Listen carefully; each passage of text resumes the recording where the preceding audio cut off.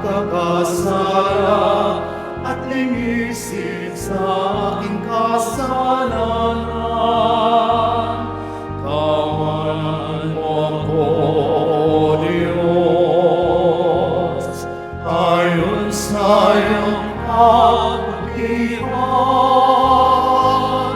ayon sa laki ng iyong habag, amin ang aking kasama.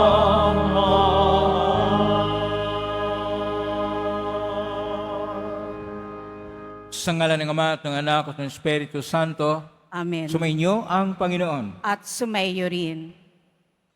Ang pagpapala ng ang araw ngayon ay ngayong Miyerkules ng Abo. Sinisimula natin ang panahon ng Kwaresma bilang paghanda sa misteryo ng Paskwa, ang pagpakasakit, kamatayan at muling pagkabuhay ni Jesus. Ang Kwaresma ay sinisimulan sa pamagitan ng pagpapahid ng abo sa noo bilang tanda ng pagdalamhati at paghisisi sa mga nagawa nating kasalanan. Subalit ang tandang ito ng pagsisisi ay dapat patunayan ng tapat na pagbabagong loob. Umaasa tayo sa kabutihan at awa ng Diyos sapagkat hindi natin ito magagawa sa sarili nating kakayahan lamang. Manalangin tayo. Ama naming makapangyarihan, ipagkaloob mong masimula namin ngayon sa banal na pagkukusang magtiis ng kagutuman, ang pakipagtunggalian bilang mga kapanig ni Kristo sa aming pagsugpo sa mga salungat sa pamumuhay sa Espiritu, maging amin nawang sandata ang pagtitimpi sa sarili sa pangitan ni Kristo kasama ng Espiritu Santo, magpa sa walang hanggan. Amen. Magsiupo muna ang lahat. Pagbasa mula sa aklat ni Propeta Joel. Sinasabi ngayon ng Panginoon, mataimtim kayong magsisi at manumbalik sa akin. Kayo'y mag-ayuno, manangis at magdalamhati. Magsisi kayo ng taos puso, hindi pakitang tao lamang. Magbalik loob kayo sa Panginoon na inyong Diyos. Siya'y may magandang loob at puspos ng awa, mapagpahinuhod at tapat sa kanyang pangako. Laging handang magpatawad at hindi magpaparusa. Maaaring lingapin kayo ng Panginoon at bigyan ng masaganang ani. Kung magkagayon, mahahandugan natin siya ng haing butil at alak. Ang trompeta ay hipan ninyo sa ibabaw ng bundok ng Siyon. Iutos ninyo na mag-ayuno ang lahat. Tawagin ninyo ang mga tao para sa isang banal na pagtitipon. Tipunin ninyo ang lahat, matatanda at bata, pati mga sanggol, at maging ang mga bagong kasal. Mga saserdote, kayo'y tumayo sa pagitan ng pasukan at ng dambana. Manangis kayo't manalangin ng ganito. Mahabag ka sa iyong bayan, O Panginoon. Huwag mong tulutang kami hamakit pagtawanan ng ibang mga bansa at tanungin. Nasaan ang inyong Diyos? Pagkaraan, ipamamalas ng Panginoon na siya'y nagmamalasakit sa kanyang bayan. Ang salita ng Diyos. Salamat sa Diyos. Poon, iyong kaawaan, kaming sayo'y nagsisuway. Poon, iyong kaawaan, kaming sayo'y nagsisuway. Ako'y kaawaan, o mahal kong Diyos, sang-ayon sa iyong kagandahang loob. Mga kasalanan ko'y iyong pawiin, ayon din sa iyong pag-ibig sa akin. Linisin mo sana ang aking karumahan at ipatawad mo yaring kasalanan. Poon, iyong kaawaan, kaming sayo'y nagsisuway. Ang pagsalansang ko ay kinikilala, laging nasa isip ko at alaala. Sa iyo lang ako nagkasalang tunay, at ang nagawa ko'y di mo nagustuhan. Poon, iyong kaawaan, kaming sayo'y nagsisuway. Isang pusong tapat sa aking likain. Bigyan mo, O Diyos, ng bagong damdamin. Sa iyong harapay, huwag akong alisin. Ang Espiritu mo ang papaghariin. Poon, iyong kaawaan, kaming sayo'y nagsisuway. Ang galak na dulot ng iyong pagliligtas. Ibalik at ako ay gawin mong tapat. Turuan mo akong makapagsalita at pupurihin ka sa gitna ng madla. Poon, iyong kaawaan, kaming sayo'y nagsisuway.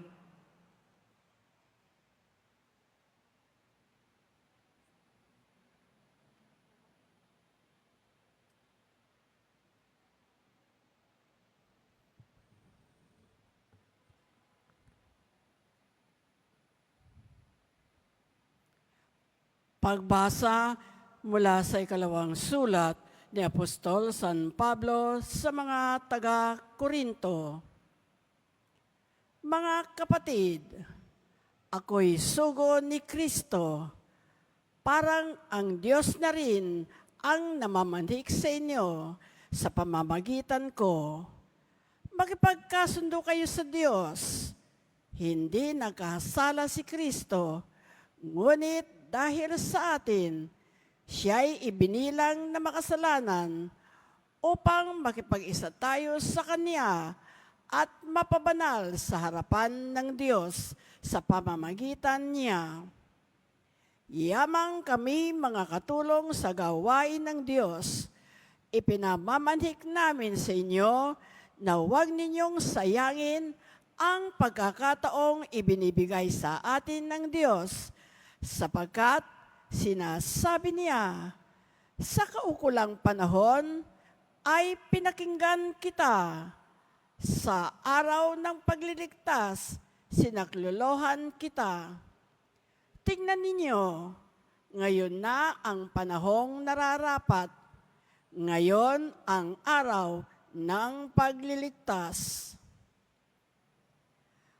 Ang salita ng Diyos. Salamat sa Diyos. Magsitayo na po ang lahat.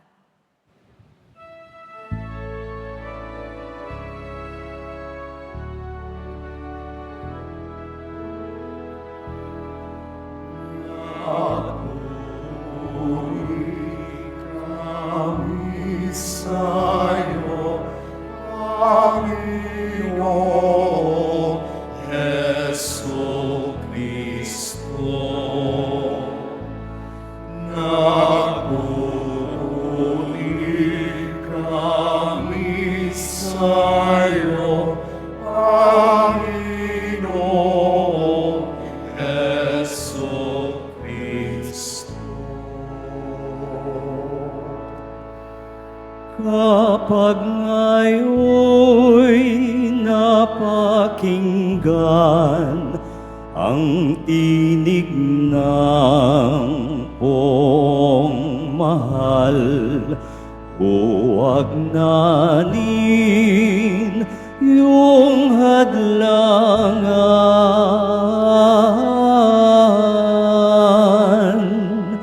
ang pag-asa katuparan ng mithi niya't kalooban.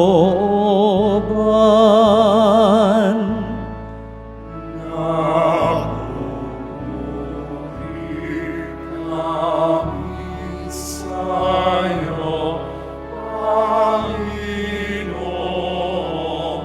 Jesu Cristo.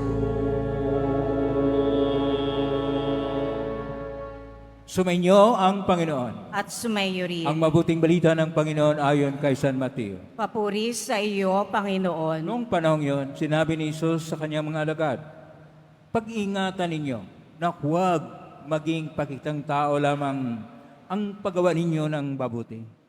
Kapag ganyan ang ginawa ninyo, wala kayong matatamong kantimpala buhat sa inyong amang nasa langit. Kaya nga, kapag naglilimos ka, huwag mo nang ipamaingay ito. Katulad ng ginagawa ng mga mapagpaimbabaw doon sa sinaguga at sa mga lansangan. Ginagawa nila ito upang purihin sila ng mga tao. Sinasabi ko sa inyo, tinanggap na nila ang kanilang gantimpala. Ngunit kung naglilimos ka, huwag mo nang ipaalam ito kahit sa iyong pinakamatalik na kaibigan upang malihim ang iyong paglilimos. At gagantihin ka ng iyong amang nakakikita ng kabutihang ginagawa mo ng lihim. At kapag nanalangin kayo, huwag kayong tumulad sa mga mapagpaimbabaw.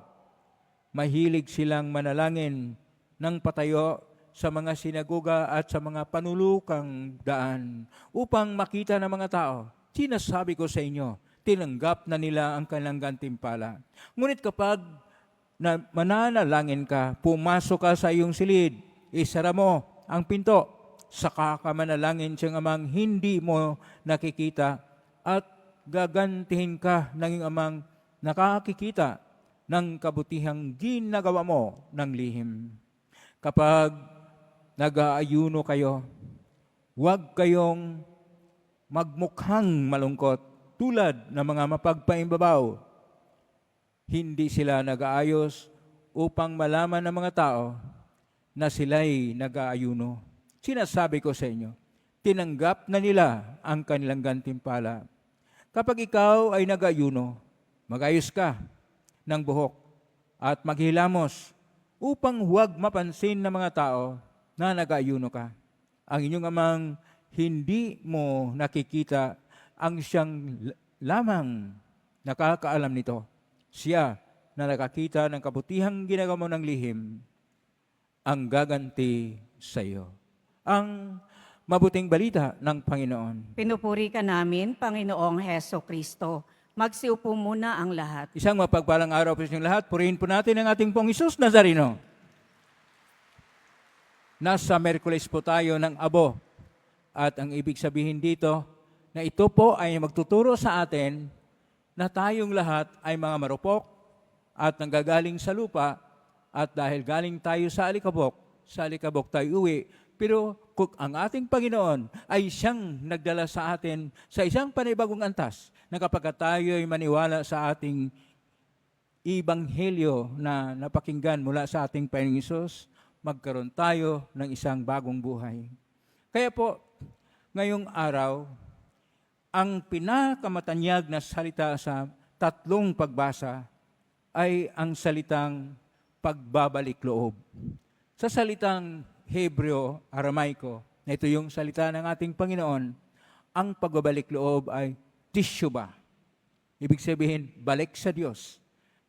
Ito yung ating makita sa unang pagbasa sa aklat ni Joel o Huwel, Kapitulo 2, verso 12 hanggang 18, at sa Salmo 50. Pero sa ating pangalawang pagbasa, sa pangalawang sulat ni San Pablo, sa Taga-Korinto, Kapitulo 5, verso 20 hanggang Kapitulo 6, versikulo 2, ang nakita naman natin na salita ay ang salitang mitanya. Ang mitanya ay pagbabalik loob din, na sa nakatakdang panahon, kailangan tayong magbago. Kaya ang mitanya ay pagbabago. Mula po sa dalawang salitang Grego na mita, bago, at nos, ay pag-isip. Ang pagbuuhin yan ay pagbabago. Pero sa Latin, na-translate po yung mga tatlong pagbasa sa Latin, yun po ay penitensya. Ngayon po ay panahon ng penitensya o pagbalik loob, ang pagbabago sa panahon ng ating pagtanggap ng abo sa ating noo. Hindi po na iyan ay pakitang tao lamang. Iyan ay palalala at simbolo na sa lihim at sa pinakamalalim na kahulugan ng pagtanggap ng abo ay una sa lahat, atin pong gawin ang tatlong tama na paggawa sa pagpapahayag ng pananampalataya. Una, ang paggawa ng mabuti o ang tinatawag na halimbawa, pag maglimos ka, huwag mong ipagmalaki. Pangalawa, kapag ka ikay nanalangin, huwag mong ipakitang tao na nakita ka ng tao na kahaba-haba na mga dasal mo. Papasok ka sa kwarto mo upang magkaroon ng personal, malalim, taos-puso na pakiusap sa Diyos. At pangatlo, kung ikay nag-ayuno, mag-ayuno ka, na ibig sabihin, isang full meal, isang maayos na pagkain sa isang araw para sa mga tao na 59 pababa at para sa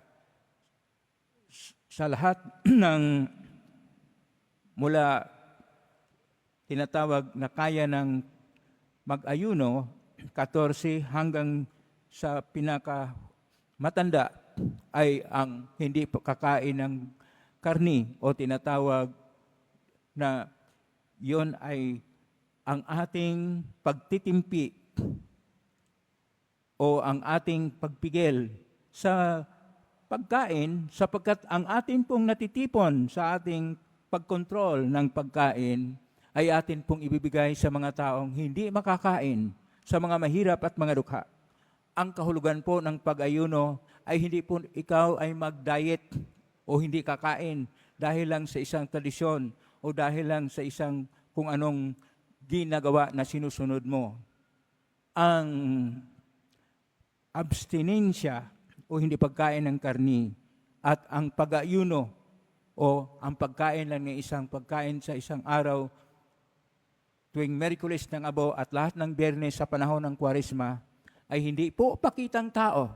Bagkus ito ay maghatid sa atin ng paalaala ng ating Panginoong Hesus. Siya ay nag-alay ng buhay para sa atin, nagsakripisyo para sa atin, na siya na isang yaman sa kalangitan ay nagtuturo sa atin, kailangan tayong magkontrol sa mga bagay-bagay dito sa mundo, na siyang nagpapayaman sa atin, na siyang nagbubusog sa atin, na siya yung ating tinitingnan na kung ano ang pahalagahan natin, dapat ay ang mga bagay na esensyal at walang iba kundi ang Diyos.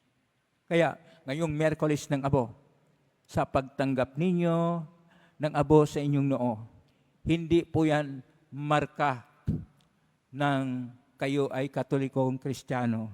Hindi po yan marka na ipagmalaki mo, namarkahan ako ng banal na abo, kaya ingat kayo sa akin. Hindi rin yan kung ano-anong mga palatandaan na tayo ay mga banal na. Yan ay palatandaan na tayong lahat ay mahina, mga alikabok. At kailangan tayong magbago at magbalik loob. Ulitin ko po ang salitang pagbabago. Tissue ba? Ang tissue ba pagbabago? Pero ang literal na kahulugan nito, balik tayo sa Diyos. At ang mita niya, ito yung pagbabago, ito yung pagkaroon ng pagbabago ng ating kalooban at ng ating iniisip na hindi na ang mga bagay sa mundo ang importante, bagkus ang mga bagay na magpupugay sa Diyos sa pamamagitan ng ating pagtulong sa nayangan ng tulong, sa pagpakain sa mga nagugutom, sa mga pagpalayas, sa mga taong naapi, sa mga pagtulong sa mga nasa kulungan o dili kaya ang pag-alaga sa may sakit. Ang lahat ng ginagawa nating mabuti, yon ay ginagawa nating isang sakripisyo, penitensya, upang pagsisihan natin ang ating kahinaan, ang ating karupukan, ang ating kasalanan. Sapagkat ang Diyos mismo ay sumasa atin at nagkatawang tao na makiisa siya sa ating abang kalagayan upang tayo na bumagsak at nalugmok sa ating pagkaaba ay maitaas at magkaroon ng panibagong antas sa ating mga sakripisyo sa pangalan ng ating pagpupuri at pagpugay sa Diyos, gaya ng pagtanggap ng abo ng paalala sa atin na kung tayo manalangin, huwag pakitang tao. Na kung tayo ay maglilimos, huwag magpakitang tao. At kung tayo'y mag-aayuno, huwag para sa pangsarili lang. Bagkos lahat ay ginagawa upang tayo makiisa sa sakripisyo ng ating Pong Hesus Nazareno. Ang Eucharistia ay isang sakripisyo ng ating Panginoon.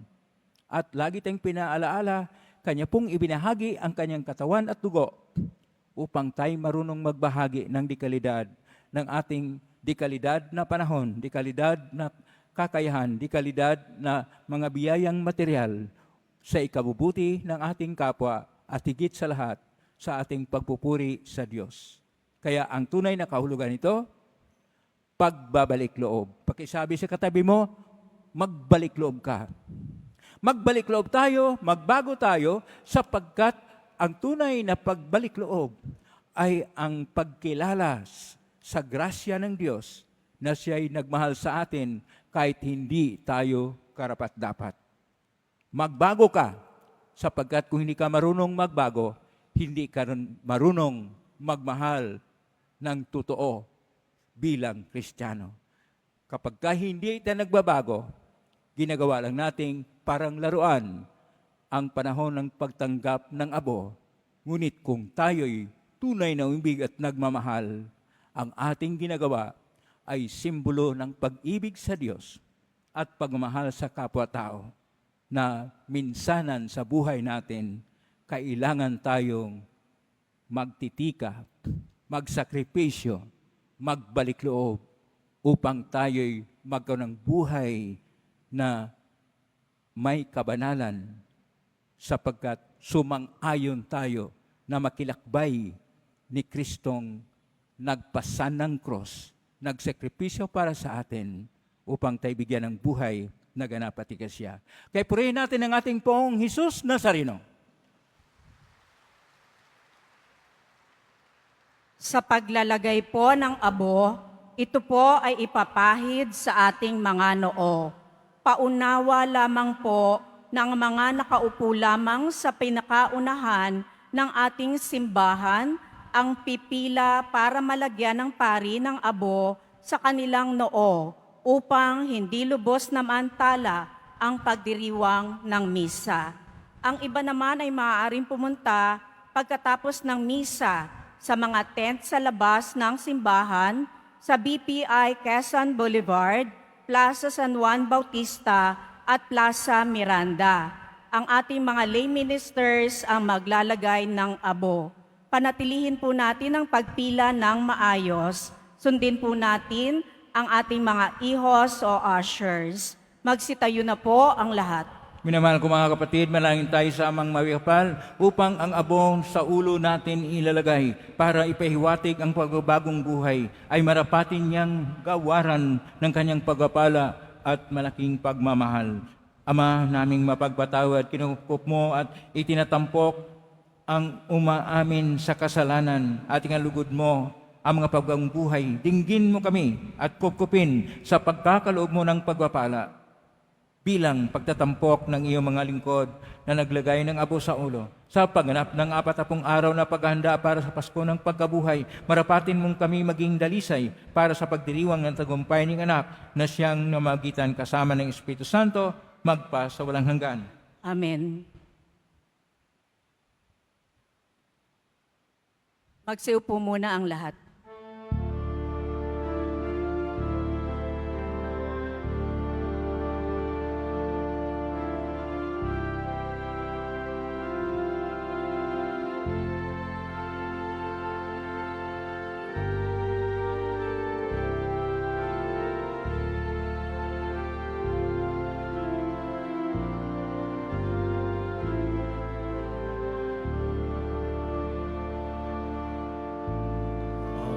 Ako'y hindi lang sa tinapay na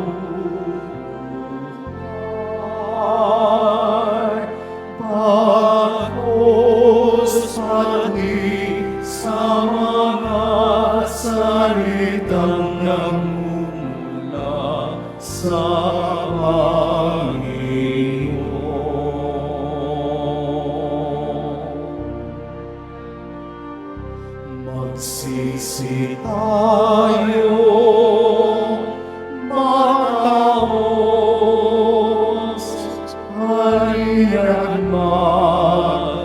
kaliloob sa mapagpatawad na Diyos. Utong tayo mahigluhod nang may abot sa puso. Magsitayo na po ang lahat.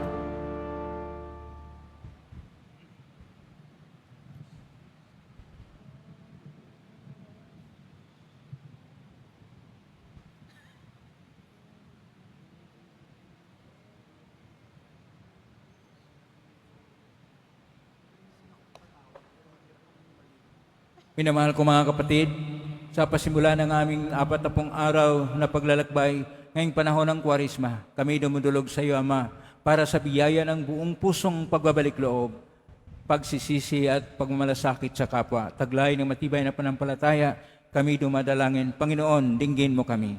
Panginoon, dinggin mo kami. Takwil, ang aming mga pagkukunwari, itulit mong lumago kami sa pananampalataya at mamuhay ng naaayon sa Ebanghelyo. Manalangin tayo. Panginoon, dinggin mo kami. Panginoon, tulungan mo kaming pakinggan ang tinig ng iyong anak na si Jesus, na nananagoy sa mukha ng mga dukha, mga nagugutom, mga inaapi at pinagsasamantalahan. Manalangin tayo. Panginoon, dinggin mo kami. Panginoon, sa paggunita ng hubileo, kami naway maging mga manlalakbay ng pag-asa na nagdadala ng iyong liwanag sa gitna ng dilim at mga buhay na tanda ng iyong awa at katarungan, upang sa bawat hakbang ay maging saksi kami ng pagmamahal mo sa lahat ng tao. Manalangin tayo. Panginoon, dinggin mo kami. Panginoon, pagkalooban mo kami ng mapagpatawad na puso, pangunawa at pagmamahal sa bawat isa. Manalangin tayo. Panginoon, dinggin mo kami. Panginoon, sa pamamagitan ng kapangyarihan ng krus ni Jesus, patuloyin mo nawa ang mga yumao naming kapatid sa buhay na walang hanggan. Manalangin tayo. Panginoon, dinggin mo kami. Sa ilang sandali ng katahimikan, ating ipanalangin ang iba pang mga pangangailangan ng ating pamayanan. Gayon din ang mga intensyon na inialay sa ating misa sa araw na ito. At isama rin natin ang ating mga pansariling kahilingan. Manalangin tayo. Panginoon, dinggin mo kami. Ama naming mapagmahal, sa gabay ng iyong banal na Espiritu, itulot mong makapamuhay kami ng maayon sa panawagan ng Ebanghelyo na magsisi at magalak sa kapayapaang dulot nito. Hiniling namin ito sa magitan ni Iso Kristong aming Panginoon. Amen. Magsiupo muna ang lahat.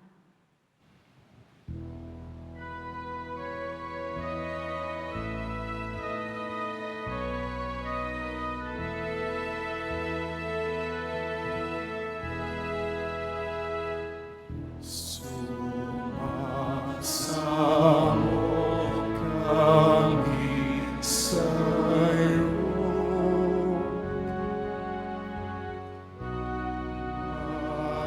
Manapangyaring alay.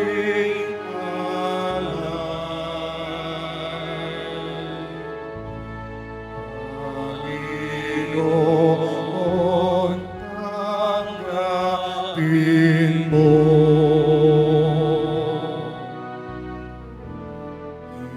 Itong alak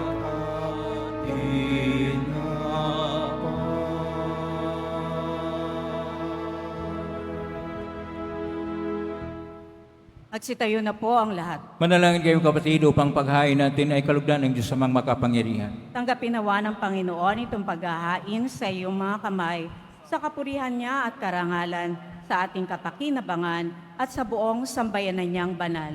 Ama naming lumikha, hinarap namin ang paghahain ito bilang maringal na pasimula sa 40 araw na paghanda, ang aming kusang pagtitiis at pagmalasakit ay makapagdalisay nawa sa aming masasamang hilig upang kami pagindapating makinabang sa iyong anak na para sa amin nagpakasakit bilang aming tagapamagitan kasama ng Espiritu Santo magpasawalang hanggan. Amen.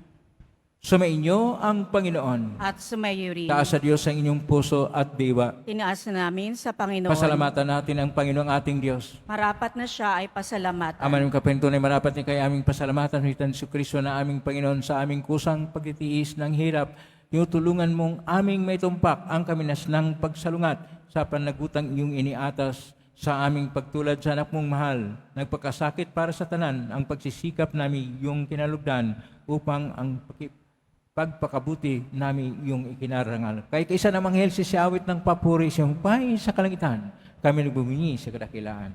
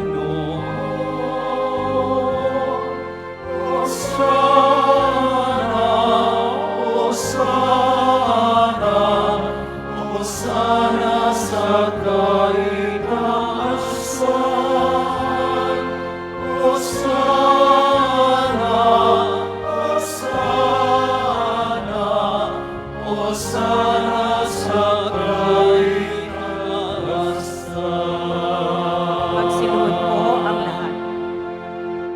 Ama naming banal, ikaw ang bukal ng tanang kabanalan, kaismitan ng Espiritu yung banal, makalob na ito, upang para sa amin maging katawan at dugo ng aming Panginoong Kristo.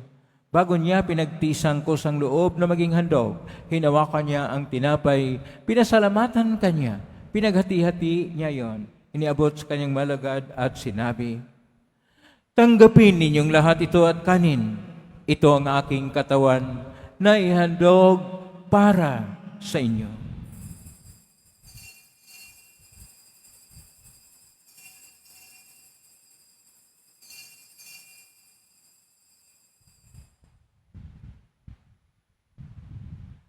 Gayunman na matapos ang hapunan, hinawakan niya ang kalis, muli kanyang pinasalamatan. Inabot niya ang kalis sa kanyang malagad at sinabi, "Tanggapin ninyong lahat ito at inumin. Ito ang kalis ng aking dugo ng bago at walang gantipan. Ang aking dugo na ibubuhos para sa inyo at para sa lahat sa ikapagpapatawad ng mga kasalanan. Gawin niyo ito sa pag-alala sa akin."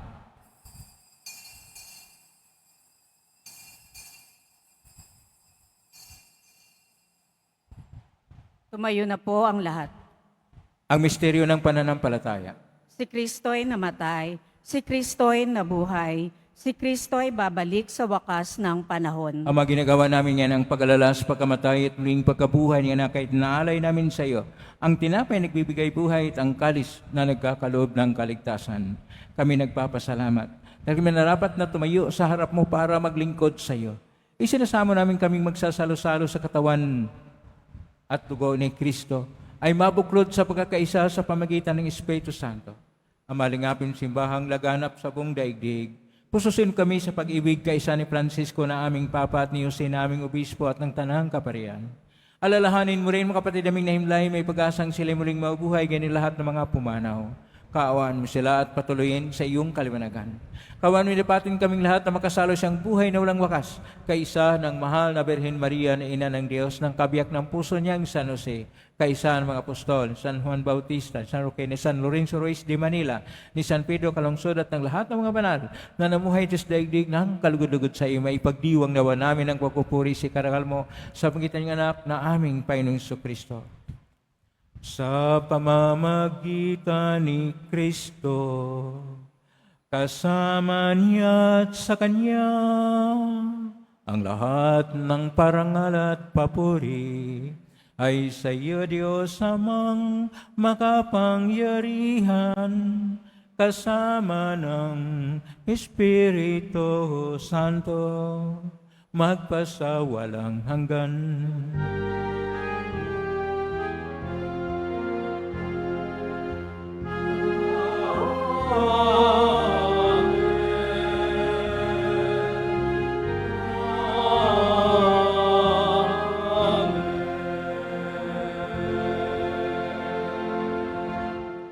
Sa tagubilin galing na utos sa turo ni Jesus na Panginoon natin at Diyos, ipahayag natin ng lakas loob.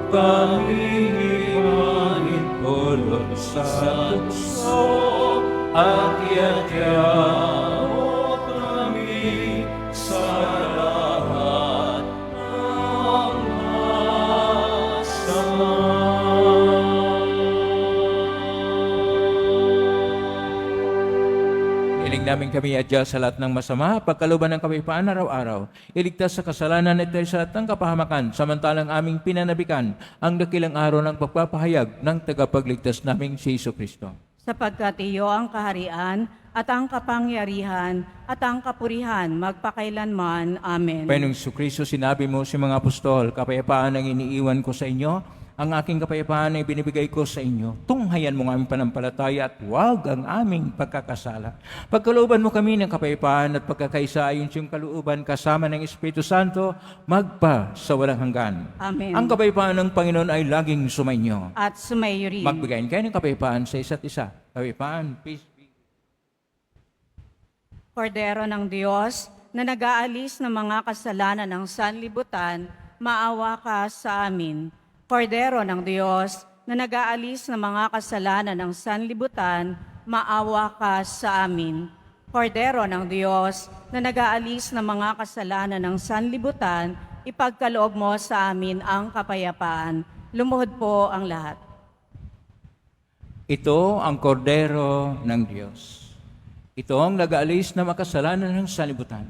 Mapalad ang mga inaanyayahan sa piging ng kordero. Panginoon, hindi ako karapat-dapat na magpatuloy sa iyo, ngunit sa isang salita mo lamang ay gagaling na ako. Tanggalang katawan ni Kristo sa buhay.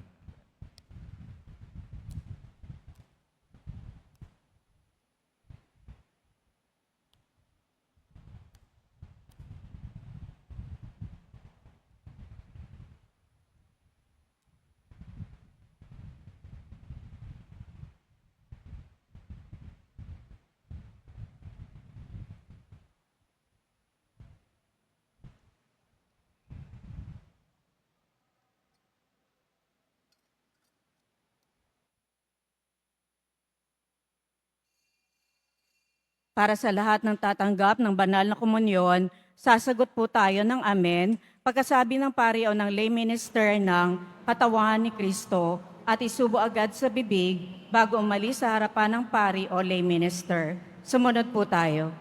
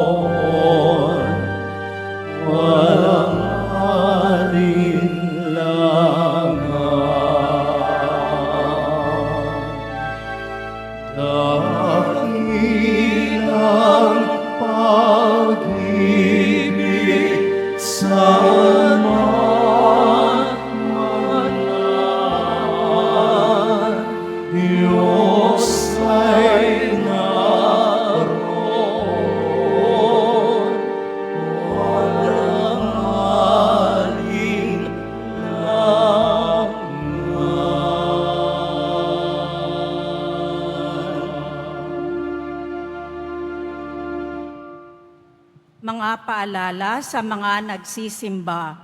Pagkatapos ng misa, wala pong pagwiwisik ng banal na tubig na magaganap.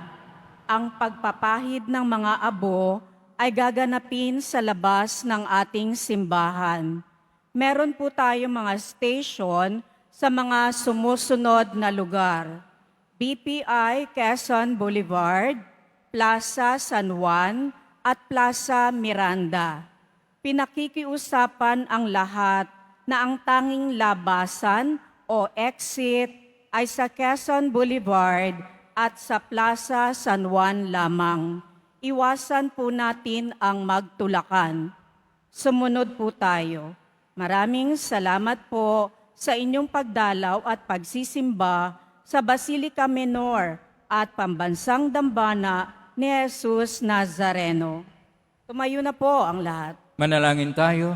Ama naming mapagmahal, ang pinagsaluhan namin ay amin nawang pakinabangan sa pagkakamit ng dulot na kagalingan ng kagutumang kusa naming pinagtitiisan at iyong kinalulugdan. Sa pagitan ni Kristo kasama ng Espiritu Santo magpa sa walang hanggan. Amen. Maraming salamat po sa inyong pagdalaw sa tahanan ng ating Pong Isus Nazareno. Ngayong simula ng Kwarisma, 40 na araw na paghanda para sa Pasko ng pagkabuhay muli ng ating Panginoon. Salamat sa lahat na narito. Salamat sa lahat ng naugnay sa iba't ibang social media platform na posting sa iba't ibang paraan. Naway inyong panalangin ay dinggin ng Pong Isus Nazareno. Salamat po sa lahat. Nagbigay ng tulong at donasyon sa Quiapo Church so makatulong ang Quiapo Church sa kapwa at mahirap at nangailangan. Salamat po sa iyong tulong, pagpalain kayo ng Diyos. Salamat sa lahat ng mga naglilingkod ngayon. Pagpalain kayo lagi ng Poong Isus Nazareno. Naway ang Panginoong Isus Nazareno ay magbigay sa inyo na magbiyang siksik liglig at nag-umapaw. Palakpakan po natin ang ating Poong Isus Nazareno. Huwag kalimutan na tatanggap ng abo doon po sa may malapit sa BPI at yung malapit po sa atin pong Plaza San Juan. Ngayon na po ang pagbasbas. Sumainyo ang Panginoon. At sumayo rin. Diyan mo ko kayo't hingin ng pagpapala ng Diyos. Ilayo naman kayo sa lahat ng makapagpinsala at pagpalain naman kayo ng bawat mabuti at ganap na kaloob ng Diyos. Ngayon at magpaso lang hanggan. Amen. Palagin niya nawang niyang nananahan ang kanyang salita sa inyong kalooban at pususin naman niya kayo ng kaligayahang walang hanggan. Amen. Amen. Patnubayan naman kayo ng Diyos sa pagtahak sa kanyang landas upang lagi ninyong mabatid kung ano ang tama at marapat samantalang kayo ay naglalakbay patungo sa kalangitan, kanyang pamana magpa sa walang hanggan. Amen. Pagpalain kayo ng makapangyarihang Diyos, Ama at Anak at Espiritu Santo, Amen. maging taglayang kapayapaan, pag-ibig at pag-asa ng Pong Isus Nazareno. Salamat sa Diyos. Purihin natin ang ating Pong Isus Nazareno. Diretso na po kayo magpalagay ng abo. Wala na pong mag-ano ng tubig.